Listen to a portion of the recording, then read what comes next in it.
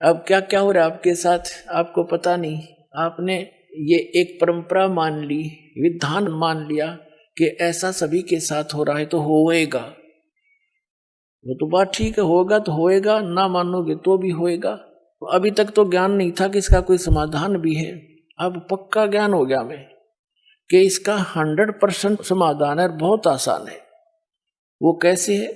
इस दास के पास आओ चाहे पूरा विश्व आ जाए और ये सत्य ज्ञान प्राप्त करो।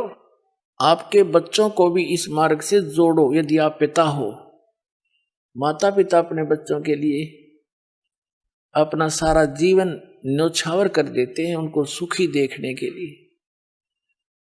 जिस माता पिता को ये ज्ञान हो जा तो फिर वो अपने बच्चों को इस तो बाहर नहीं रहने देगा। जैसे सर्दी गिर रही हो और माता पिता को पता चले, आंखें खुले रात्रि में और बच्चे ने रजाई एक तरफ कर रखी हो, पैर पूर मार के, तो उठ के जब उड़ाओगे उनको रजाई के और चारों तरफ से दाब देंगे कि सर्दी ना लग जाए बच्चे को, बेटी को, बेटे को।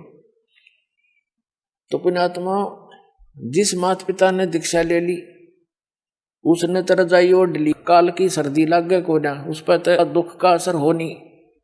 और बच्चे बगैर रजाई के बैठे और उसी सर्दी में उसे घोर स्थान पर, भयंकर स्थान पर।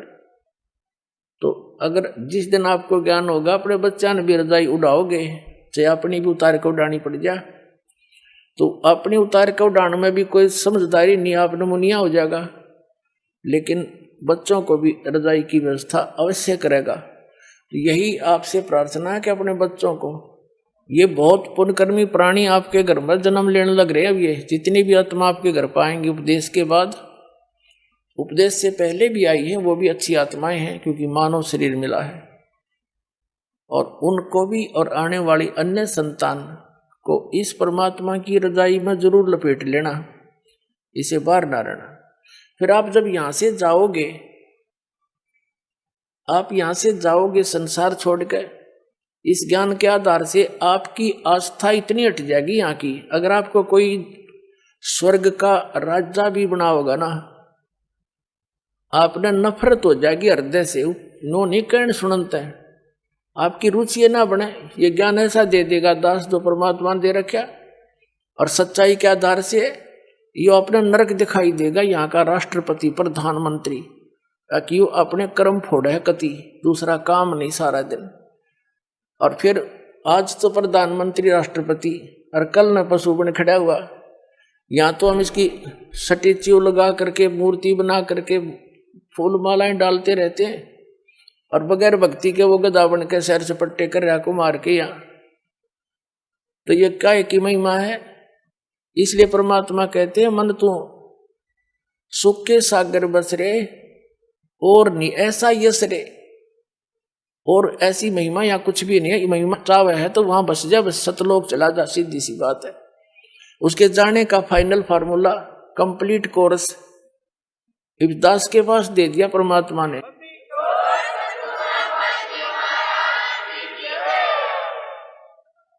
अभी तक तो जितने भी संत पंथ महंत परमात्मा के एक एक अंश को लिए बैठे थे,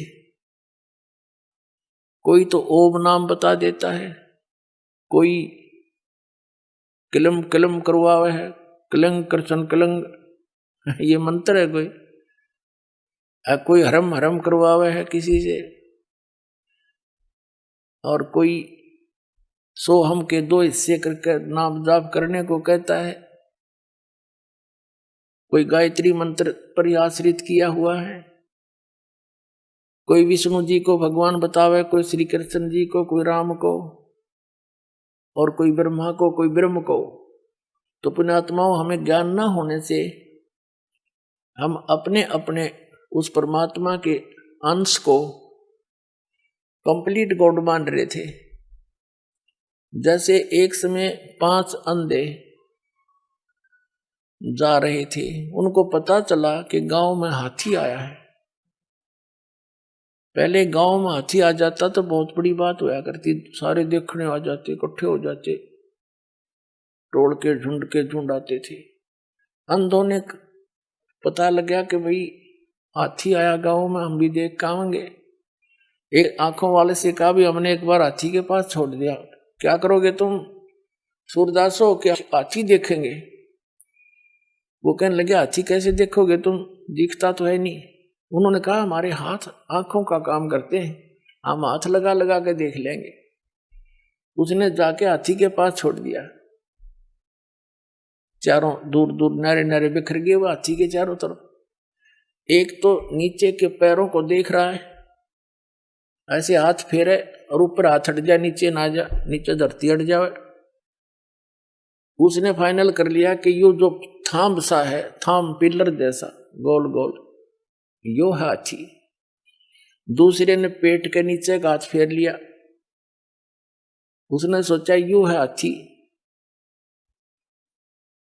और तीसरे ने सूंड के ऊपर का हाथ फेर लिया, उसने सोचा पाइप कैसा होता हाथी, उसने इतना ही फाइनल कर लिया।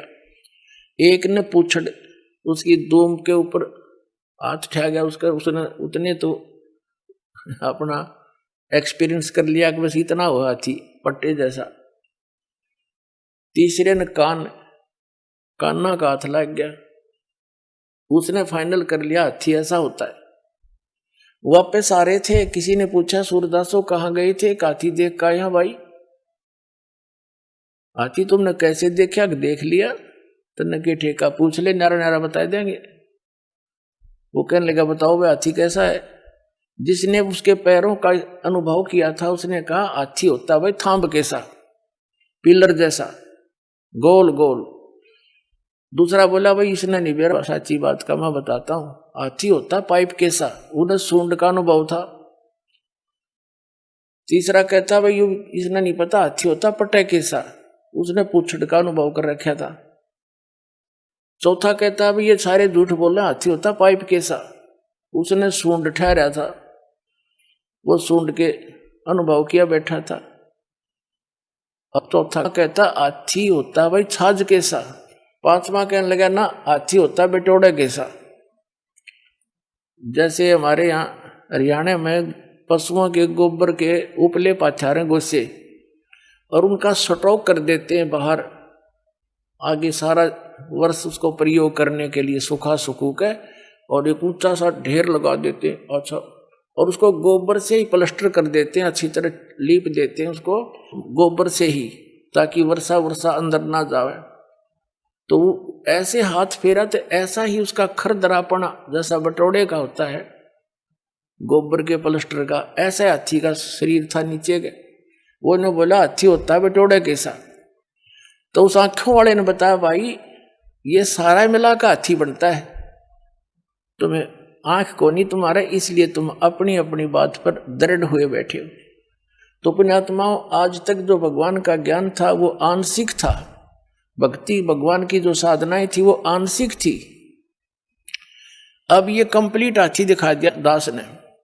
अब पुण्यात्माओं आप देख रहे हो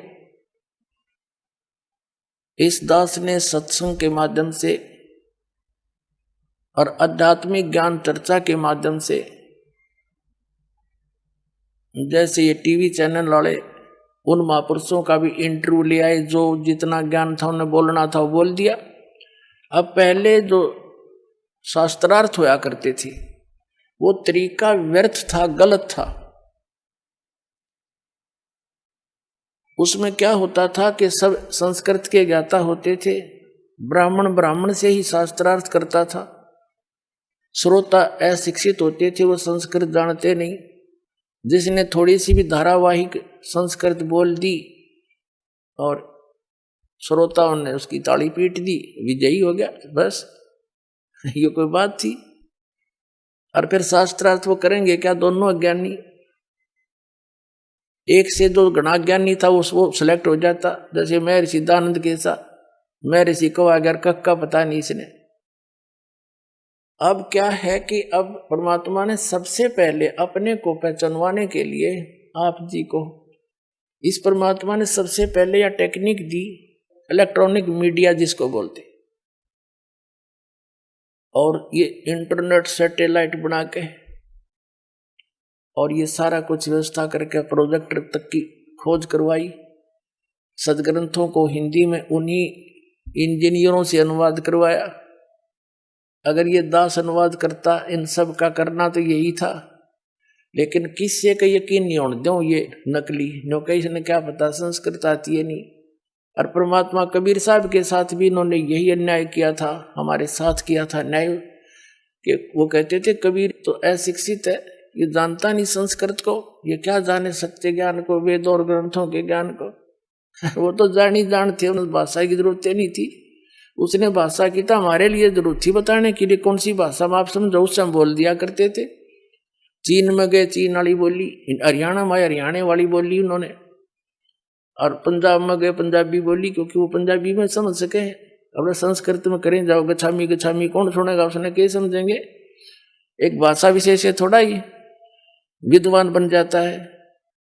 तो इसी प्रकार उस समय उनकी दाल गलगी के कबीर जी अशिक्षित हैं, ये क्या जाने सदग्रंथों को।